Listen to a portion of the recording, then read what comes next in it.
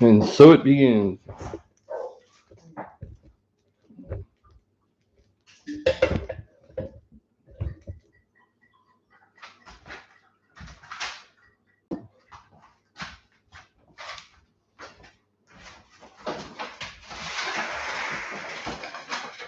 No. Go out the other way. Okay, you need to go out the other door, baby. Go. Going outside. Go at it.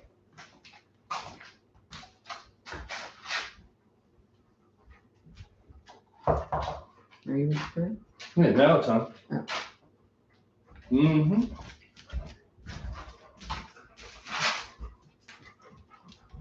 Yeah. Got 2 more minutes. Go get my phone. I'm just gonna have to do it off this because I'm sure my phone is not going to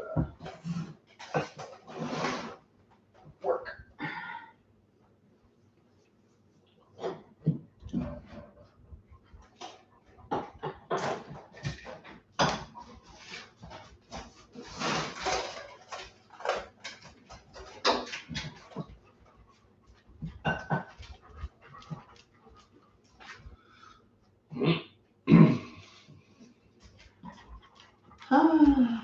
So what are we talking about today?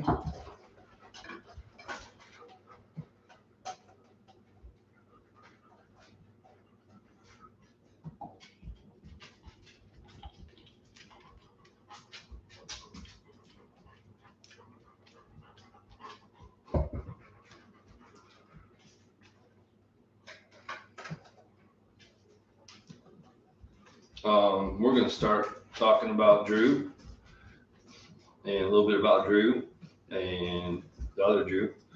And then I need to talk about this the crash up there in Bainbridge.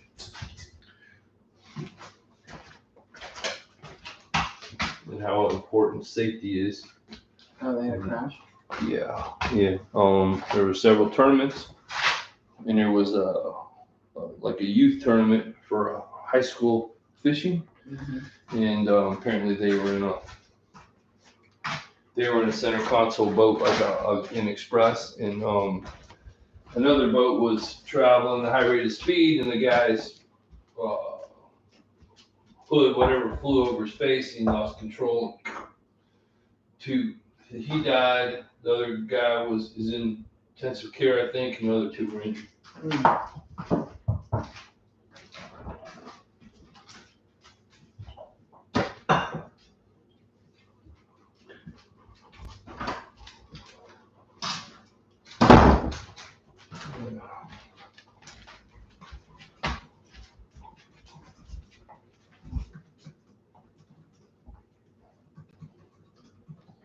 Wi-Fi is connected. So is there any way I can promote? How do they get from me to you? I don't know. If I share that we're going live. I don't know. Because you're public, I'm public.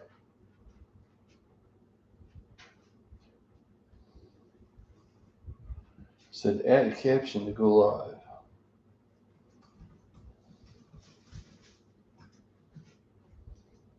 Check that description. John.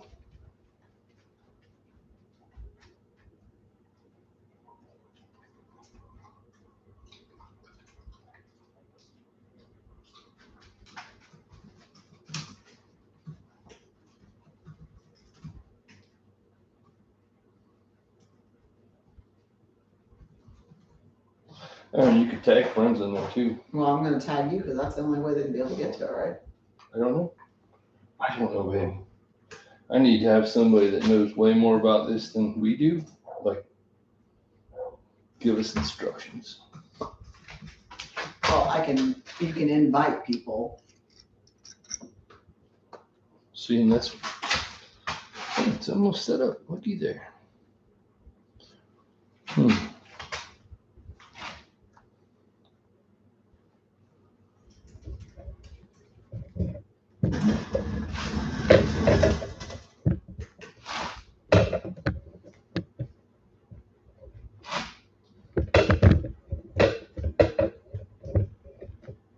And I know also that when you go live, I can invite people in.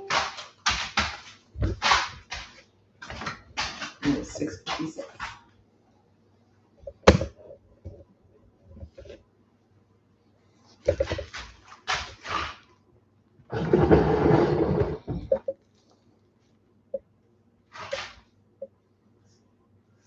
Yeah.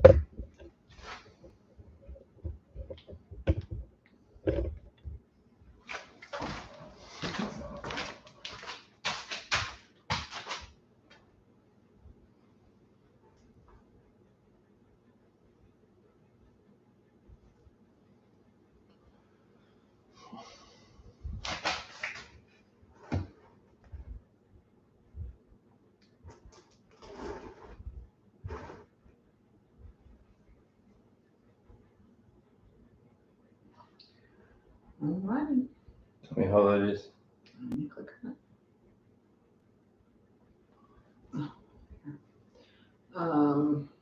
Can you hear me? Of course you can. I'm in the same room, dummy. Well, I have it. JR, that's silly. I have it muted, so. Yeah. Well, that was a dumb question for me to ask. It was extremely dumb for me to ask that. It really was. All right, so you're on. How do I do that? I didn't get a notification.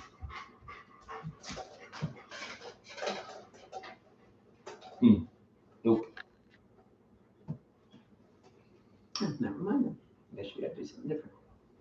There you go.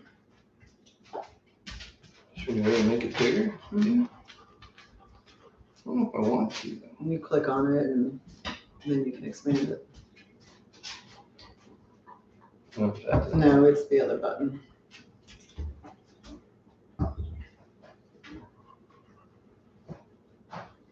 And that one, there you go.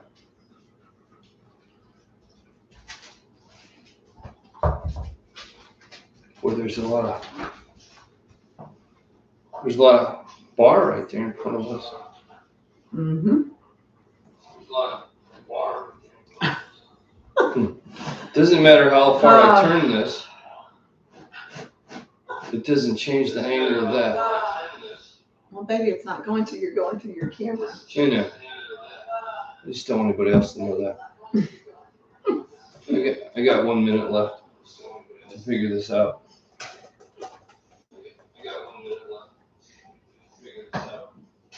That's got to come off. Well, you gotta mute it. I know.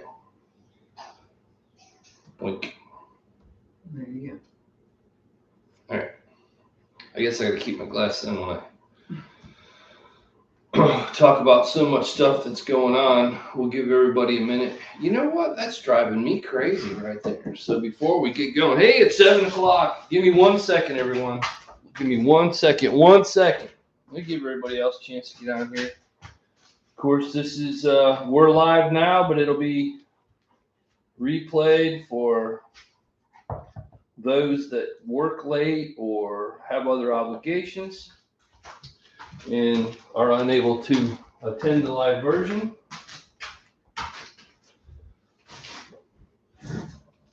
All right. That's much better, isn't it? It's all good. It's all good. All right. Well, welcome everyone to another live version of your Florida Big Bend, or actually it's the Big Bend, Florida Panhandle Fishing Report. I'm your host, JR Mundinger, and this is Julie Happersett. She's here. She's co-host today. Normally, Julie sits on the sidelines and answers questions and keeps all of us in line, Otto and Eric and whoever else is here. Correct. But she does a great job. Very knowledgeable when it comes to fishing, boating, and let's say life in general.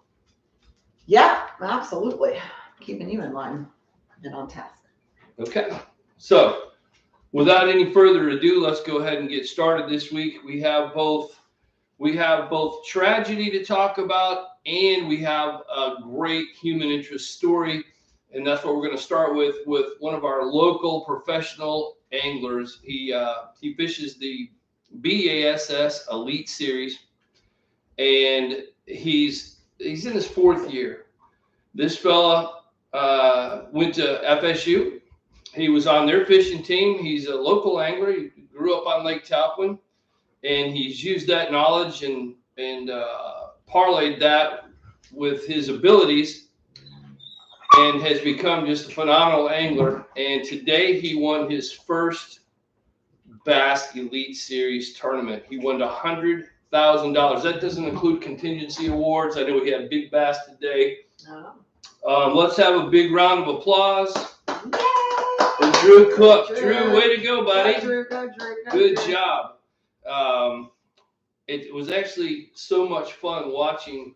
I'm going to call it Drew Squared, because Drew Benton is also another, we're going to call him a local angler. He's from a little bit further west, but everybody fishes these same lakes around here and rivers. The Ochlockonee River, the Apalachicola River, the Chipola River, the Flint River, Lake Seminole, Lake Talquin, and these men now, they all got their start around in this area, and they've used that knowledge over the years and have become just some of the best anglers in the world. I'm not just talking in the United States, I'm talking in the world. When you get to the level that they're at, they compete against the top of everyone. Just think about the guys from China. They're the best of the best that come over when they did that. That's correct. China, there's a fella from Australia that competes. I know there's another tour. There's a couple other tours, and they have some foreign anglers too. I think there's a guy from Italy out there, and several from Japan. I think is what the other fellas are where they're from. But that's neither here nor there. So again, congratulations to Drew Cook, and I want to talk to you guys to start off about bed fishing, sight fishing. It's my favorite way to catch bass. It has been for years throughout my career. When I was fishing, that was my favorite way to catch them. I like pre-spawn. No, that one actually came flipping. Really? I got lucky. Oh, okay. Yeah, I was learning how to flip. And, I swore that was no, the one that you have video of, that 11-pounder, that came off bed. Okay, that one survived. We let that one go. This one, unfortunately, didn't make it. She was hook deep, and that's why she's on the wall. Otherwise, there's no need for me to, if I'm going to mount any more fish, and I'm not telling you people not to keep, what's legal. If you want to keep a 10-pounder mount on your wall, by all means, go ahead. For them to get that large, they have to have a gene. It's just like any other person you see. Their genes work in their favor, and we want those big ones to continue to swim. Make more babies. Make more babies. And so when we talk spawning fish, spawning bass, we're talking about making babies. That's exactly what they're up there to do. And I want to talk to you a little bit, not just about sight fishing, but about this tournament and what my take was on it that started last week. And they were on Lake Santee Cooper, which is made up of 2 lakes. It's monster. I remember fishing it. I was fishing a FLW series back in the day. And the first time I got there, I was so intimidated. There's water everywhere. I mean, you get there, it's like a mini ocean almost. And then you see in the middle of nowhere, there's trees everywhere. And there's something for everyone. So if you like to fish offshore, close to shore, onshore, sight fish, there's something for everyone. Well, this tournament played right into Drew's hands. Drew's a phenomenal sight fisherman. This isn't the first sight fishing tournament he's ever won. And to watch him was exciting. I almost felt like I was there. Yeah. I was every time he would shake his rod and you would see him, the fish go to load up on it, he'd step back. I was like, you sit there and look. I want to be there. Yeah, you have more of an emotional connection when you personally know the person you're watching. Yeah, You know? yeah, and to do it that way, you're right. And to do it that way, because again, that's my favorite way. I don't want to take anything away from these guys, but when I won, I won a sight fishing event. On I didn't do it for 4 days. 1 day, but it's like it was yesterday. When the big fish. You cruise up, you're on your trolling motor, and two fish are on the bed, and you go, what do I do? If the male bites, what happens? Well, that's a chance I took, and I actually caught the male first, and then I caught a 7.5 pounder, blah, blah, blah. And that it happened throughout. Yeah. While we're on that subject, let's talk about this. How many of you tournament fish? Okay. Have you ever caught a 3 pounder and thrown it back? When you don't have 5 fish in your live well. That's what Drew did. Yeah, he took a gamble. He took a gamble. A real good gamble. And explain why he did that, though. Yes, he did. He did. And so for those of you that didn't get a chance to watch him in action, there's a reason. It was a great learning experience, especially for you young anglers out there that are looking to further your career. So when these bass pair up on a bed, so let's go back a little bit. The tournament started last Thursday, and there was a major cold front that came through. We all experienced it. We had to sit in the house, and we hate that. Instead of being out and enjoying the boat or whatever we can do. And so fishing out there, and I said there was something for everyone. Well, at that particular time there was, except for sight fishing. Fish were all over the place. They were waiting to move up. Everything was falling into place. Warm, wet, full moon, exactly. And so for Drew to be able to understand that, hey, it's going to warm up, and I think I got a good shot at some of these fish coming up. Him and several other guys, and when I was watching Bassmaster Live, the fellas were talking about that they were seeing these cruisers. Well, when you see cruisers like that, that means they're getting ready they're going to sit down somewhere. And Drew, you did an excellent job finding, the best of the best, because there's plenty of great sight fishermen in that field. Not to mention the local tournaments that were going on. Let me talk a little bit about the weights that he brought in.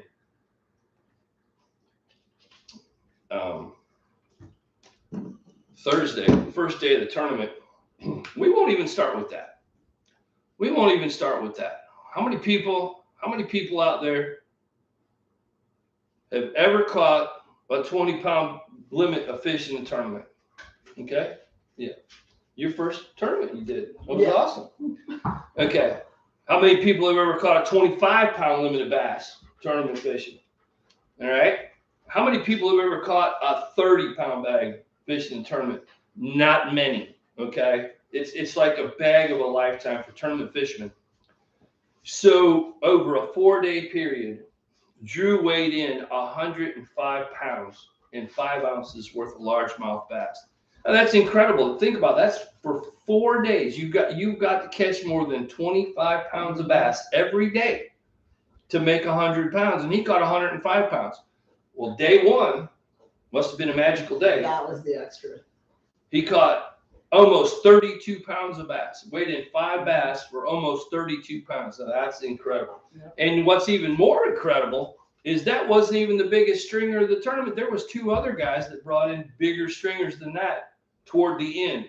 So Drew's consistency and his persistency to stay with what he knows and his focus, he was able to manufacture bags of day 1 was 31.13, day 2 was 24.12, day 3 was 24.3, and day 4 was 24 pounds 9 ounces. Now that's just. We're looking at between him and Caleb.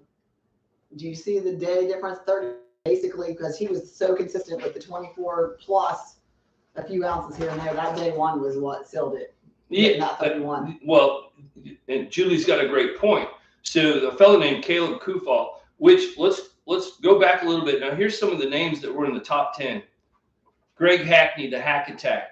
How'd you like to just fish with the guy, let alone fishing against him? I'd be intimidated as heck.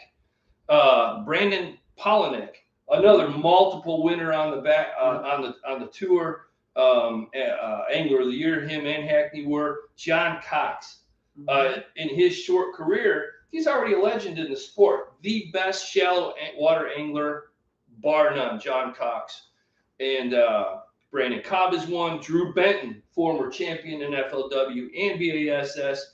I mean, the list goes on and on and on. And Drew outfished every one of those guys.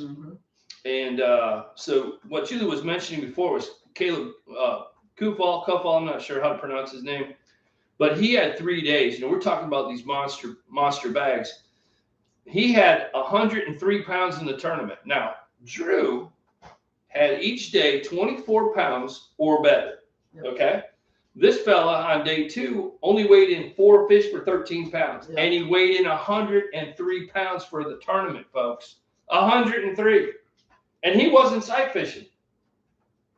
Maybe he should have been.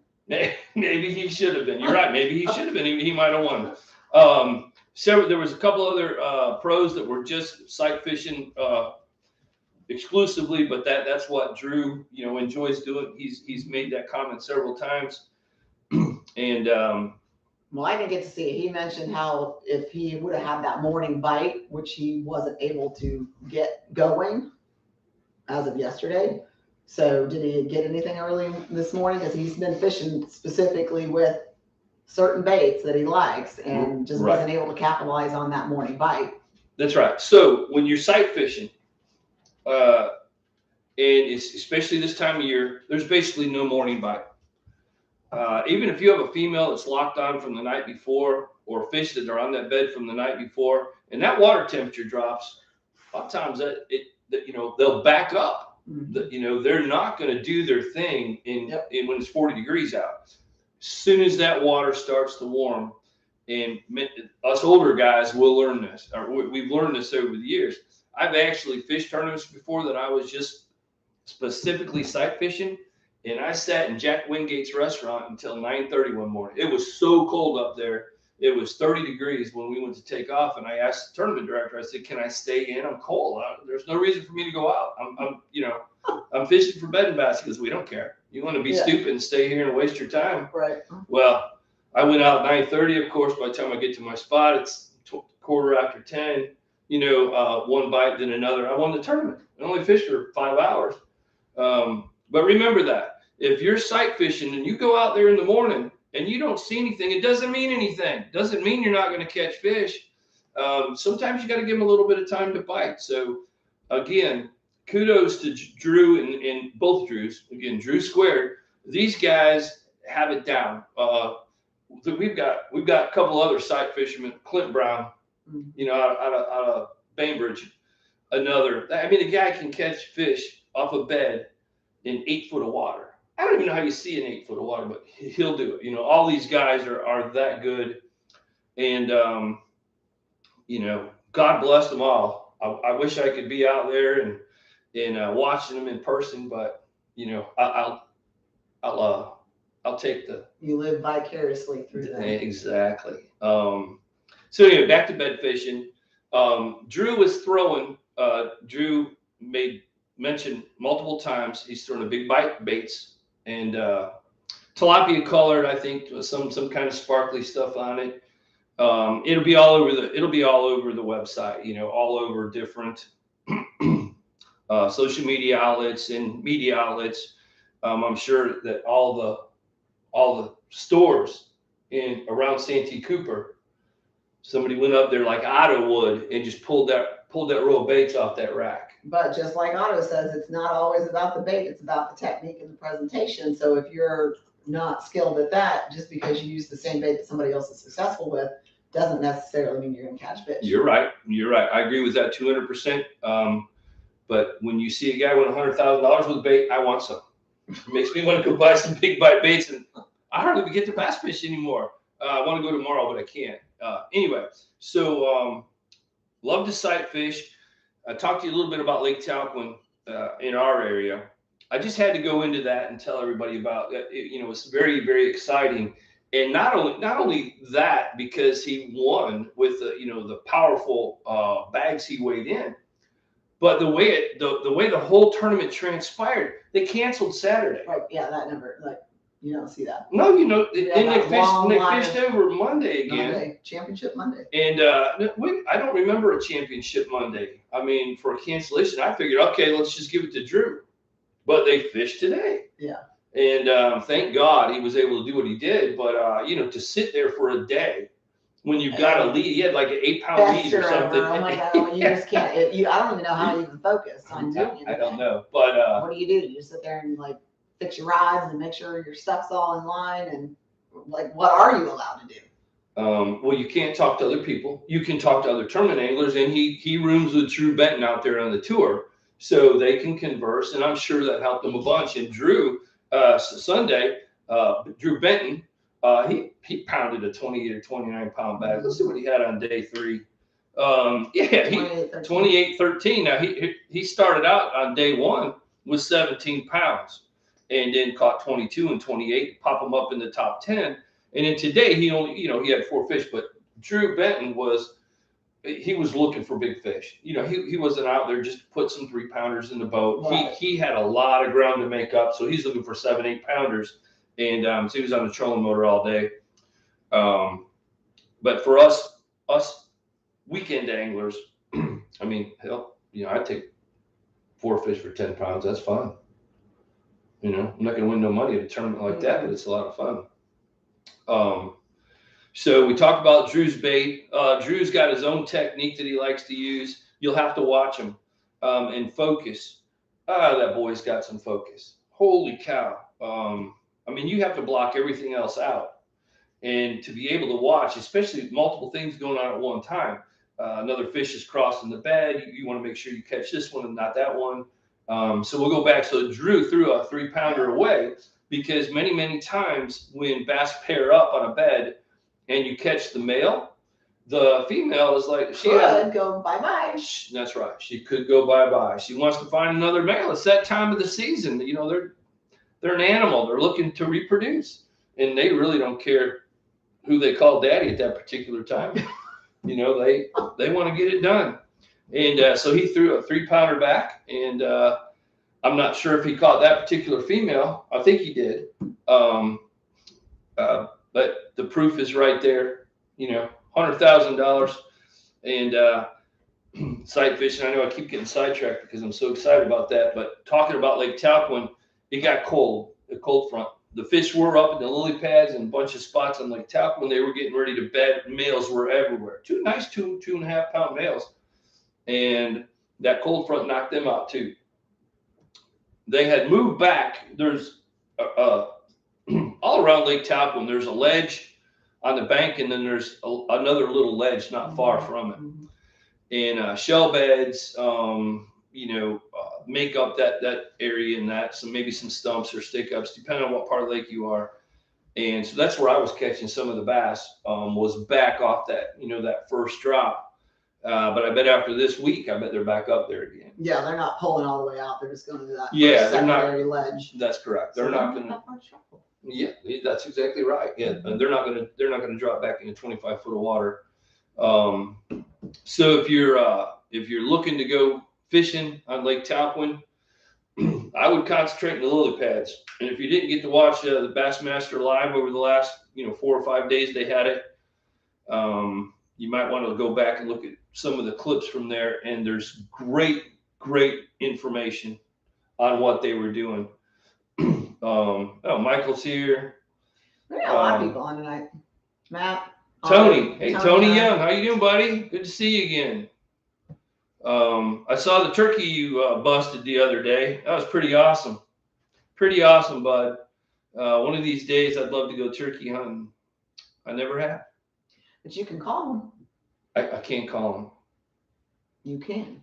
Here, turkey. No, that's not no, I know. So Julie's referring to the dogs are like. Yeah. When I used to guide out on Talquin or Jackson, there's a lot of turkey around there in the woods and that, and I get bored.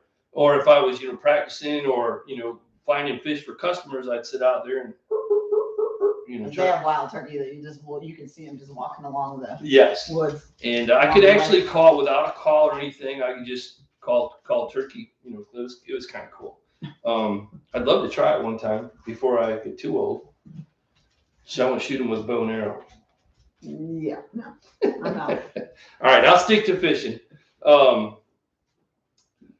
Otto says, Tony wants to build a fresh chutney. You guys can do Tony, we got to do it, buddy. I know we've been talking about it for years. So Tony Young, for those of you that don't remember, Tony used to host a television show called Around the Bend with Randy and myself. I was a call-in guy. I spent some time on the show with the fellas, and that kind of jump-started my television career down here in the South, with fishing.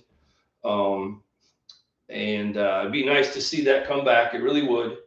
Unfortunately, the 2008 debacle came around, and they had the oil spill, and it just shut all the fishing down. And of course, with no customers coming around, there's no sponsorships, and everything revolves around the mighty greenback. Mm-hmm. We do this for you guys and girls out there because we love the sport so much. We just want to share this information with you, because we're blessed enough to be out and network with other people that get out all the time, so we can bring you this up-to-date information. And that's what we're doing. Yep. So we talked a little bit about freshwater, and while we're on the subject, before we move to saltwater, I want to, it's very sad, and I'm very emotional about it, because we can't stress safety enough. Whenever you see one of my articles, or when we talk about something, we post anything, we're always talking safety, safety, safety, safety.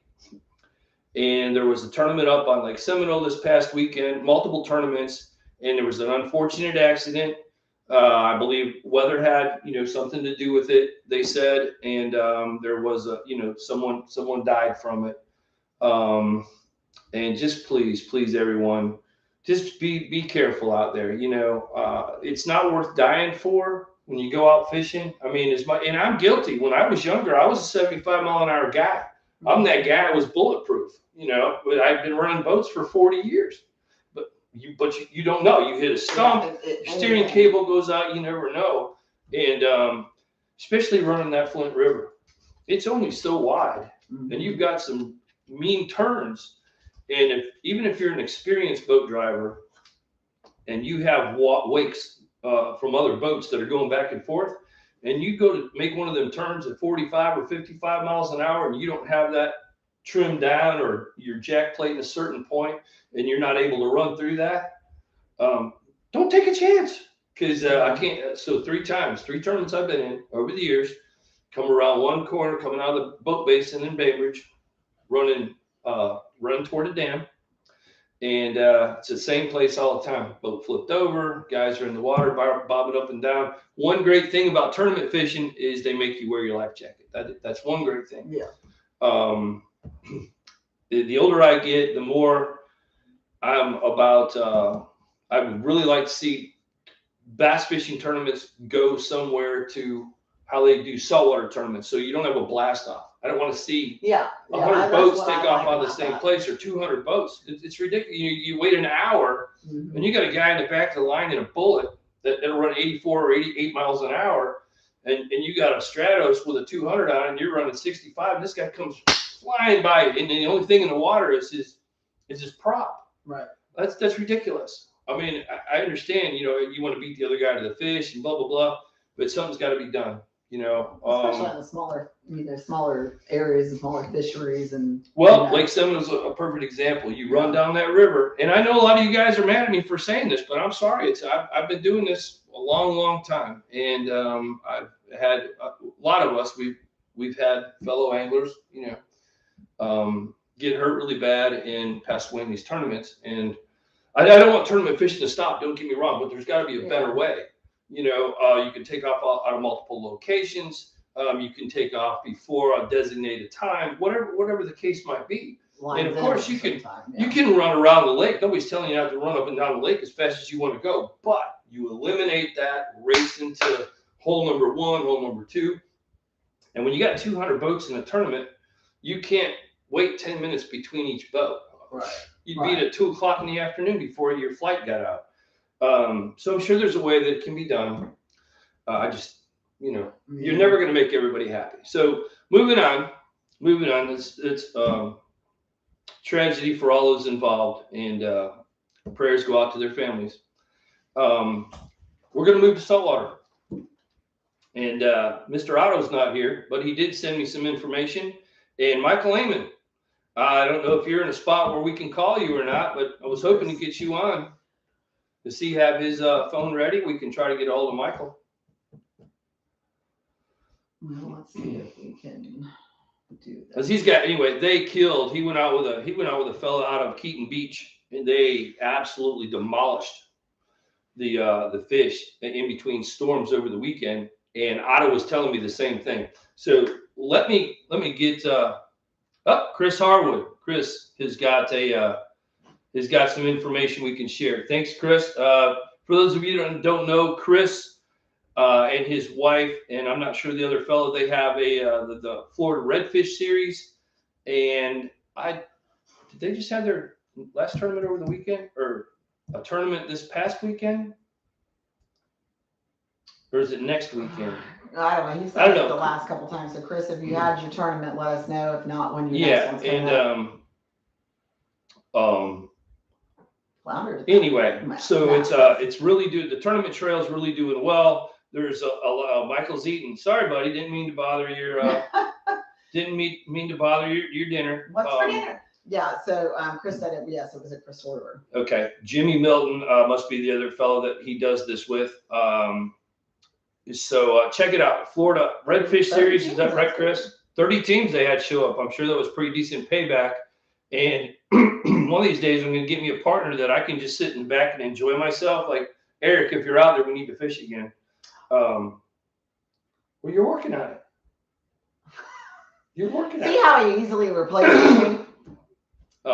It's nice to go out and be guided, is what I'm saying. Well, if you weren't so uptight and would let somebody just do it instead of controlling everything, you might be okay with that. But you have to control everything in your OCD and your ADHD and whatever all you got going on. You need to just relax and let me do it so I can learn. My ABCs. Yeah, but if we're not around fish, I get bored and want to go home. That's why if I fish with Eric or someone, you can't do that in a tournament. No libation during these tournaments. Well, I know that, but okay. Yeah, so I'm talking about somebody taking me to a tournament. I'll pay. They need to take me. I'll fish from the back. We'll use my boat. You're not capable of letting somebody else do that. Yeah, Eric does it when I fish with him. He does. Okay, Eric. Yeah, let's see how that worked out for you. I'm sure that you have some stories. He did fine. We did fine. I had a great time. I got sunburned. I sat back there in the back. I don't think I hollered twice. He's a good net man too. Oh, that was a Flounder. Yeah. And he just got back from the cruise, so I don't even know if he's watching, but wow. All right, so let's go back to sorry, we got off. We don't need to do that. So Chris says the trout bite has been on fire. 4-man limit. They caught in 30 minutes. So they caught 60 trout, 5-inch Z-Man jerk shad and Laguna shrimp color on an 1/8-ounce 4.0 mustad grip pinhook. Chris, were you around St. Mark's or were you further east? We don't need a GPS spot, but we're here to let everybody know. About, were you in 3 foot of water, 8 foot of water? If you can let us know that'd be great. Matt Lanier says the flounder have showed back up in good numbers. That's good to hear because a lot of people like to eat flounder. I don't know how y'all do it. I couldn't even fillet one. The filleting thing is just the conundrum to me. Yeah, because you got 2 eyes looking up at you at the same time. Which side? Yeah. So I know, and Chuck knows how to do that. And maybe he needs to show me again. So let me go to. So we were talking about. I'll tell you what. We were talking about Michael, and he had some pictures that he had posted of these redfish, and they were on, most everything was caught on unfair lures. Now they went out of Keaton Beach, just so you know. The fishing around here, I was out last week and on a super low tide, and I must have saw 50 redfish tails. I mean, across the flats, south of Palm Island, in between, I don't know what creek it is, and I don't in the start of the rock garden. So there's probably a whole mile or 2 miles right there, and as far as you could look, there was a tail doing this. And some of them were gigantic. I mean, they looked like submarines across there. We've been out there so many times when we've seen that. Yes. So many times. But we've been out there before and haven't seen a tail. There's that too. So they were loaded in the trout. I mean, the water is, you would think with all that rain we had, it would have muddied that water up. No. Super clear. Super clear. Like I mean, filter. it's clear like my water right here. And you can see for a mile. Even with my old eyes, I could see, trout. There's some monster trout out there right now. Monster redfish. The key is getting them to bite. When it's that clear and that skinny, someone needs to show me what to do. They're spooky. They are super spooky. And you can push pull all day and you can get right up on them. Now we have before and we've caught them at times. But when it gets like that and that tide it had to be a 4.5 foot tide from when it was so low. And by the time it came in that afternoon, a boat stick was buried 4 foot deep. And it gets frustrating for me because I don't know what to tell everybody else. I could lie to you and tell you I caught 50 of them, but I'd be lying. It was a tough day. Caught a couple smaller ones. That was it. Yeah. But those great big ones, and they'll only let you get so close. Now, if they're dumb and they've fallen asleep, you can get next to them. But as soon as you pick that rod up, there you go. Yeah. And again, I love to sight fish for redfish just as much as I do for bass. Heck, when I'm out there, I'll sight fish for trout too. I'll do the same thing. I'll pitch a jig at them, and they'll eat it just like a redfish will. But unfortunately, that didn't happen when I was out there the last time. So we went into the river and caught some fish in the river. They weren't very good. You got lots of information here, so we do. Okay. So let me finish with Otto. Then we're going to get to some of this information, and we'll finish up there. I had this up, guys, and I apologize. I had to change screens for a minute, so I'm going to move on to Otto. Otto couldn't be with us tonight. He didn't tell me why. I think he's out of town as well. He said he was driving back. So, here we go. But this is just as well, huh, Otto? Okay, so he was out there on the big water Thursday. Excuse me. He said it was very smooth, and the trout and redfish were aggressive on top water, and like on one knockers and super spooks. Bone with a hint of orange. Well, I got to tell you, Otto, I threw my bone with a hint of orange, and I didn't have one fish look at it. So I don't know where you're throwing it at, but it wasn't working where I was fishing. I'm going to answer that for Otto. It's the presentation.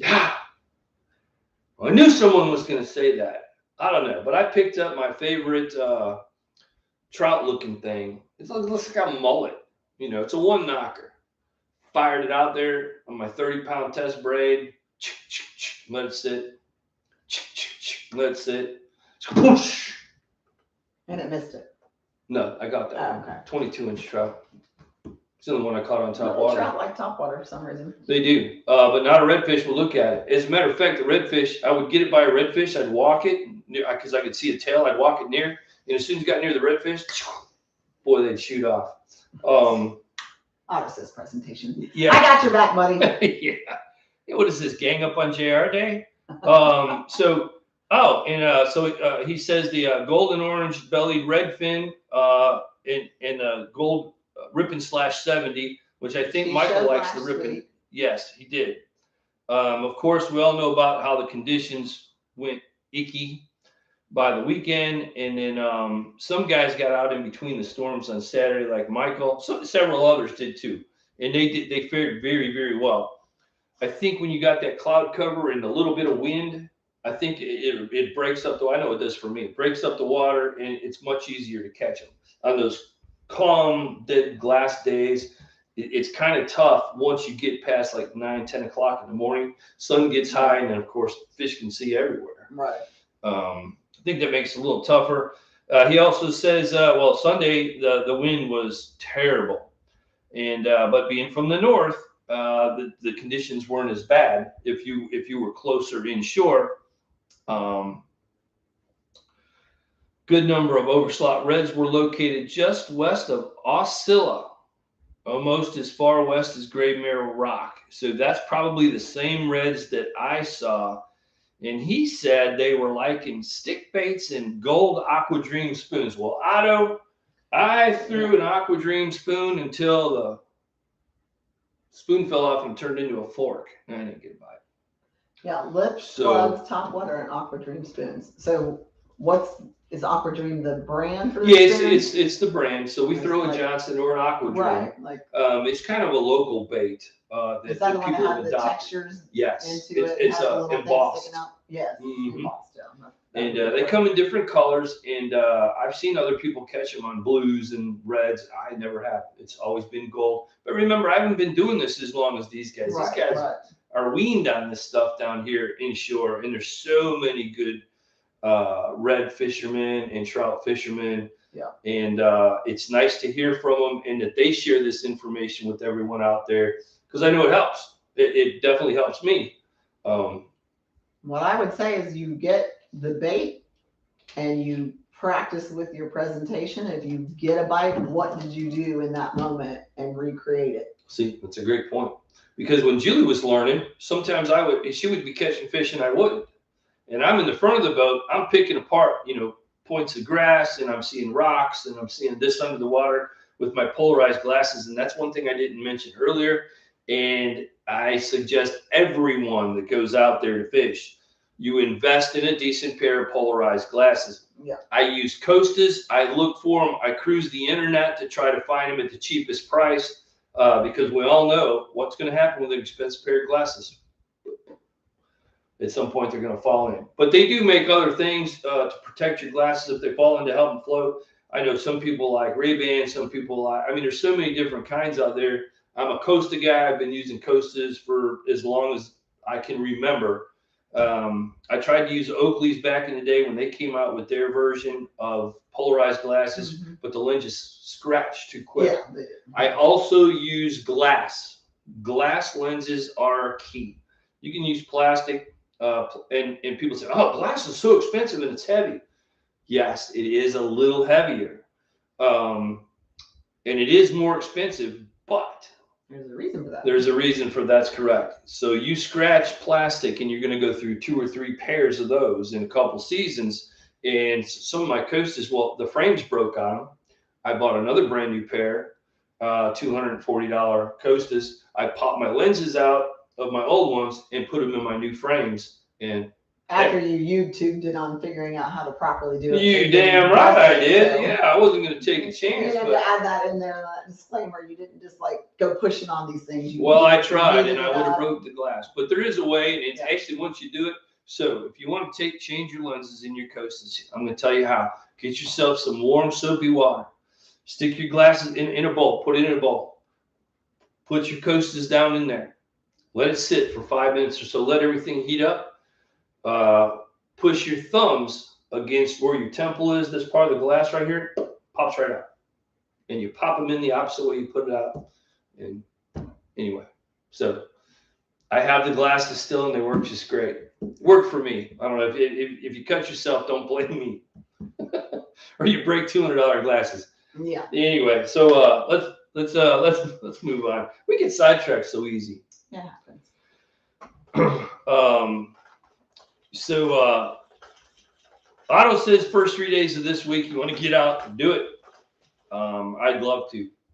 Unfortunately, I have other commitments and I can't do it, but this would be the time to do it. We got weather coming in on Wednesday through Thursday. Yeah.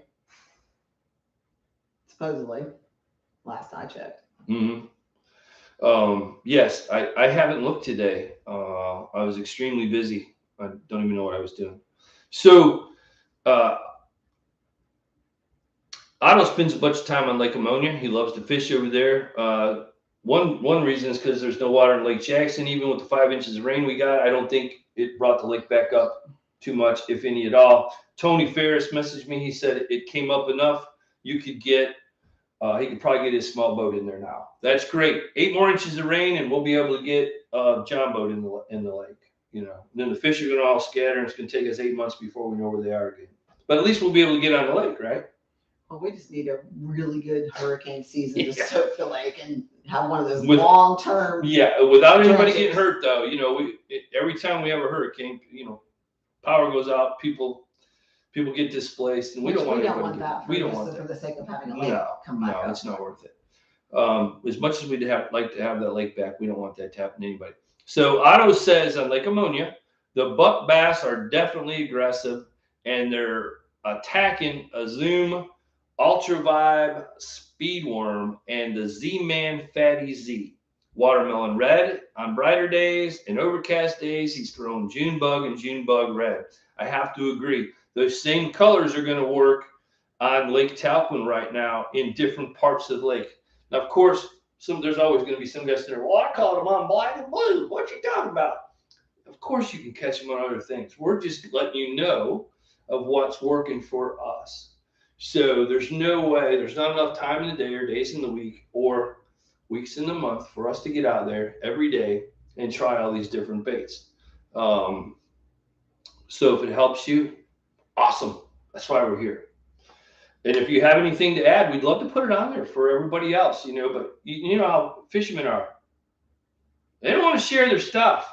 And I can't blame them, but, you know, there's so many people out there that are new to the sport, and we'd love to grow the sport. So, you know, especially kids and that. And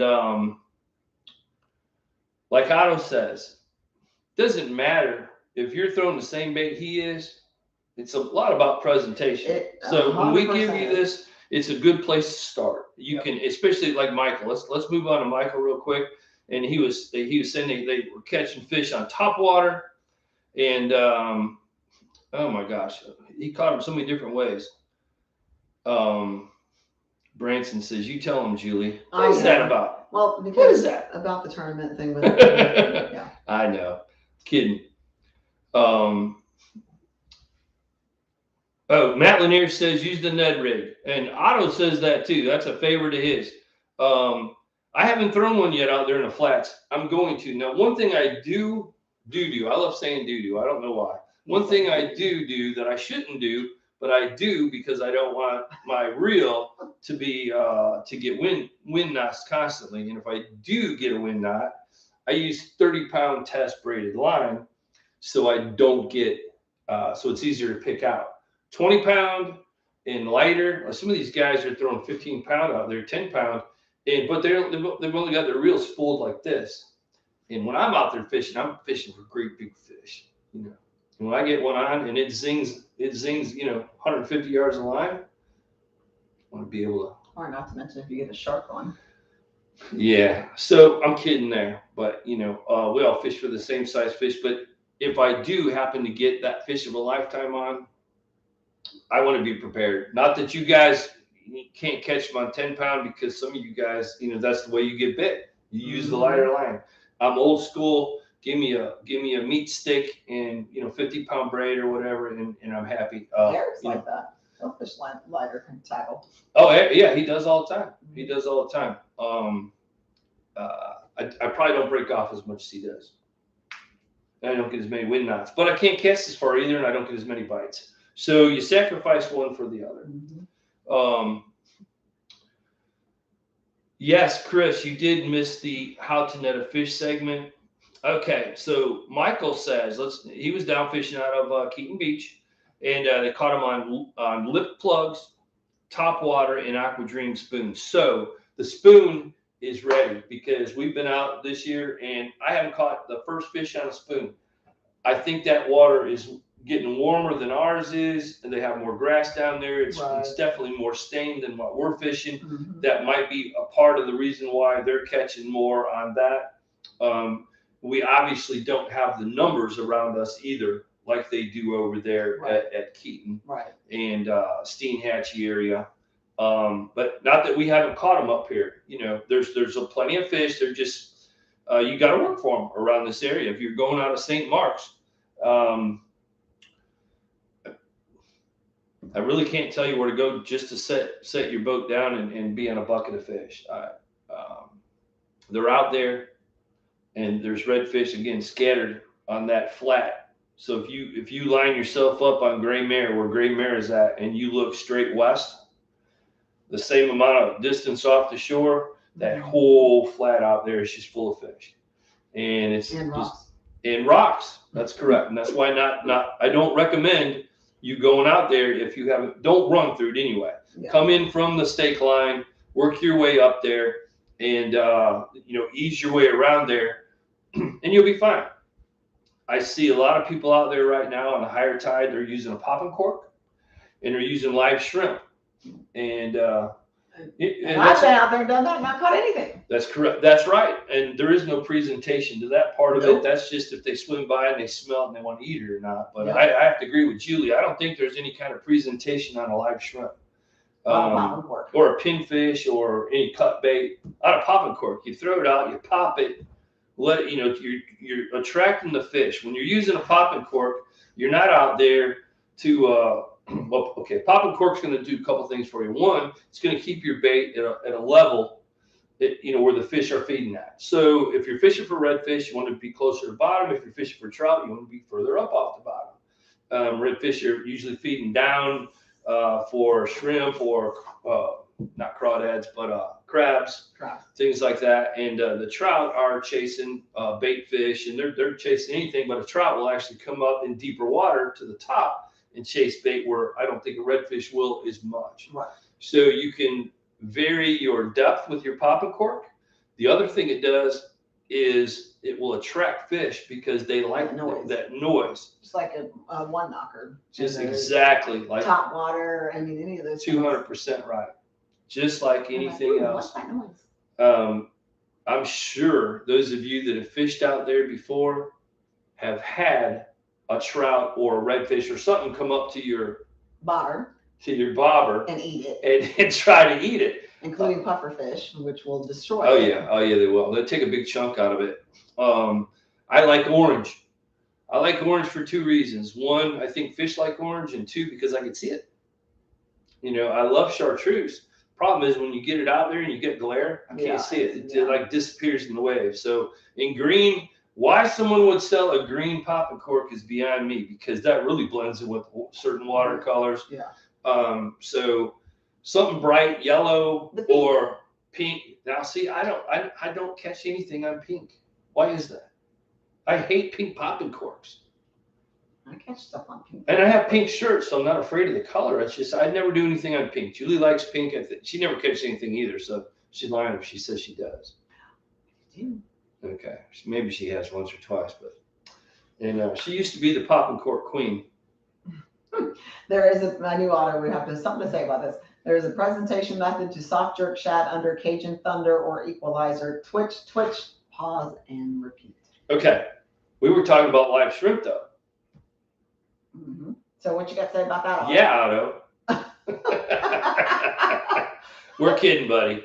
We're kidding. Yes, just like anything else, there is when you get into the artificials. But the what we're saying is, if the fish aren't going to bite and you're throwing live shrimp at them, they're not going to bite. They're probably not going to bite anything, unless you're an experienced angler and you know how to work them.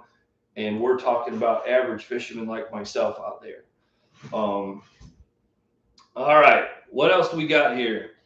So Chris says pink, aqua dream pink for horseman cork, pink jerk shad. So Chris is in touch with his pink side. Okay, that's Chris, good. We love that. You're up. Men wear pink or use pink. Well, he was telling us about the all the trout that he caught. So there you go, everybody. If you want to go out there and fill your boat with some nice trout, pink aqua dream. Pink Four Horsemen, that cork. Now that's a popping cork. That's a brand, and like I think Michael was telling me about that. It's got a distinct sound. clacking sound in there, and that's why people like to use that. It's very popular. Is that the one that's kind of dome shaped? That I don't know. They were out of it, so they were substitute when I was at one of the shops. They were, she's like. So next week we'll have one here for you. Okay. Otto says you don't do live bait. Well, that's because you're professional, Otto. And you can catch fish without live bait. Exactly. You could throw into a barrel and catch, something. We're not all like that.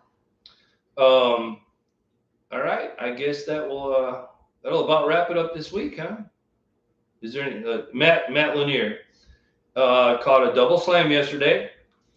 He said he was using a Salt Strong FRED. Not sure what the acronym stands for. Paddle tail. Now, I love to use a paddle tail. Now, Eric actually showed me to use paddle tails out there, and that's what I catch most of my redfish on. I love and lots and lots of Procure. Yeah. I mean, Eric talked about that last week. He keeps a gallon squeeze bottle with him on the boat. I need to do that Spray too. on it? You spray it? When it's goopy. No, he keeps. I was kidding when I said a gallon, but he's got a thing. He must. Yeah. And he douses it, and I swear it makes a difference. It really does. Well, you were the only one catching fish today that we used that. That's correct. Yeah, that's right. And I don't know. So there's they make different kinds. They make shrimp, cut bait. Sardine or whatever it was. I'm not sure when to use either one. Yeah. It all looks and feels the same to me. It's like icky, but not to the fish. No, fish love that stuff. So remember, Procure on those soft plastics. When you're out there, it's something that helps us tremendously. And let me finish with Matt real quick, and we'll wrap this up. So Z-Man on a 10th ounce. That sounds like a crappie jig. 10th ounce Z-Man Pro Shrooms jig head. He caught a 24-inch redfish, 18-inch flounder, and a 20-inch trout. That's a great day on the water. Now remember, Matt's in a kayak. It doesn't hinder him out there, but you're limited. Like you can't go offshore where we can, in a boat. And I'm not saying offshore, but you can't cover as much water. Right. You're good for maybe. Now you yackers ask me, or tell us, what are you good for? About a half a mile in either direction? Because remember, if you go a half mile that way, you got to come back this half mile this way. It's a mile. Do they have a trolling motor on them? I don't think they do. If you have a trolling motor, why don't you just buy a boat? It's not. It's about the experience of being out there closer to the water. I mean, you guys can tell me wrong. I enjoy being on a kayak, or because you're closer there, you get to see everything. It's just like. Well, So we had a canoe. We fished out of a 17-foot canoe for a long time, and you get out there in the breeze, and you're working your butt off to get back in. So anyway, that's one thing I'll ask everybody about next time. We need to have another kayaker on too. I need to reach back out to Harry Smith and see if he can't get on here. He's definitely the man to talk to about that. Otto's out on a kayak all the time. Where was I at? Okay, caught some fish in a 5-inch gold digger paddle tail and white aqua dream spoon as well. Creek mouths and grass lines nearby were the ticket. All right, so what that's telling us is if you get some time this week and the weather breaks, get out there, get close to the grass. When the tide allows you to, and mouse the creeks. Throw a spoon, throw top water, throw a jig, until you find something that works. But it seems like there's a lot of fish biting. I think water temperature now is still the low 70s. Is that right, guys? 71, something like that. I don't know if it's getting any warmer than that, but well, I mean, Otto had mentioned earlier when we were talking about the conditions going out there, the weather goes to crap tomorrow or through early Thursday for the big pond. So those fishing plans may be postponed. Okay, here we go. Matt says FRED is the acronym for Fooling Redfish Every Day. It's a 3.5-inch paddle tail. I like that. Fred. So, right said Fred. Yes. Left turn Clyde. So I'm going to have to come up with an acronym for Cliff. That's my real first name. Like Can, Light. I don't know. Never mind. All right. Well, I guess that'll do it because I can't think of anything else to say. and probably boring everybody by So now. Otto says it's all good recommendation when the weather approves. So Yes. apparently we're in some bad weather this week, people. So obviously use your best judgment when going out on the water. We don't need any more accidents or issues happening. So Yes. y'all can live to fish another day. It's not worth it. And until next week, remember to be safe, have fun, and always wear your life jacket when you're on the water. I'm J.R. Mundinger, and this is Julie Happerset. And we've enjoyed seeing you guys this week. See you next week. And do y'all notice how quiet the dogs have been tonight? I just have to give them a shout out because they have not disrupted. So I don't know if it's because they know we're here all the time and we have somebody new. They're excited. They want to see people. They love people. I think that's what it is. I don't know. Well, I don't want to disturb them. I know. I'm gonna be Peace and quiet quiet. as I shut this down. Y'all have a great week, and we will see you. Yeah, be safe out there, and next send us Monday. pictures. Send us pictures because we're working on a collage, and we'll get them all posted. So we want to see those pictures, you guys and girls out there catching them. Yeah, you guys all just fish. like let us know too. You know, I have a whole lot of communication. If anybody wants to know anything or wants to have us specialize in something when we discuss things on Monday night, so let us know. Yep. Okay. Thanks, y'all. See you later.